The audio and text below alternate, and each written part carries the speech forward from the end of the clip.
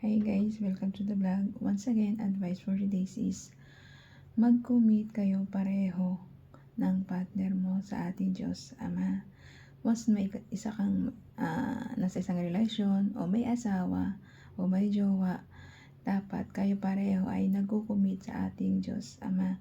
Naglilingkod kayo pareho para ang relasyon nyo, ang relasyon nyo ay maging matuwid at walang gulo, walang duda, walang pagsiselos. Dahil alam nyo sa isa't isa na mahal nyo isa at saka nag-isip kayo na hindi kayo manloloko. Hindi kayo manloloko ang bawat isa kasi nga may takot kayong gumawa ng kasalanan kasi nga nagko-commit kayo sa ating Diyos Ama. Once ang isang tao may asawa, may partner o may jowa ay pareho kayong naglilingkod sa Diyos Ama ay tsak na tsak happy together kayo dito sa ibabaw ng mundo.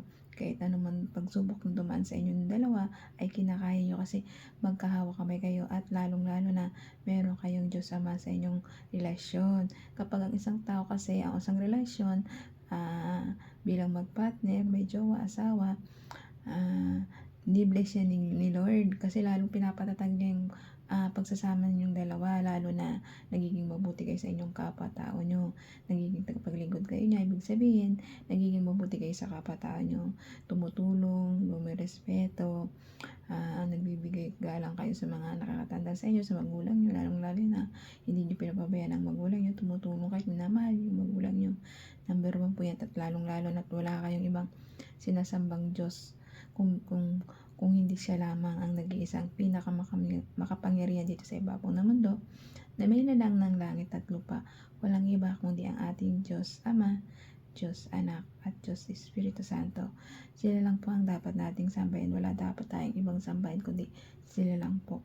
Sila lang po ang ating dapat sambahin at manalangin lagi at patatagin palagi niya ang ating panalangin sa Kanya na maging mabuti tayo at magpunta tayo sa matuwid na landas. Kapag nagdadasal po tayo parati sa ating Diyos Ama ay naliligtas po tayo sa spiritualing demonyo na sisira sa ating relasyon.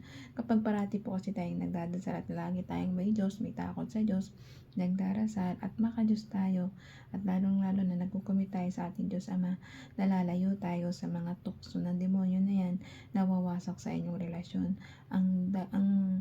Ang dalawa namang pong magka-partner at magka-relasyon, once na may Diyos yan sa kanilang relasyon, at tsak napapalayo sila sa mga spiritualing demonyo at lalong-lalo na sa mga hindi magagandang gawain na tulad ng pambababae, panloloko at pagsisinungaling. Kasi may takot may takot kayo pareho sa Diyos na gumawa ng kasalanan ang bawat isa at nagmamahalan ng kayo at ang Diyos Ama nagiging sentro nyo sa inyong buhay. Kaya hanggang dito na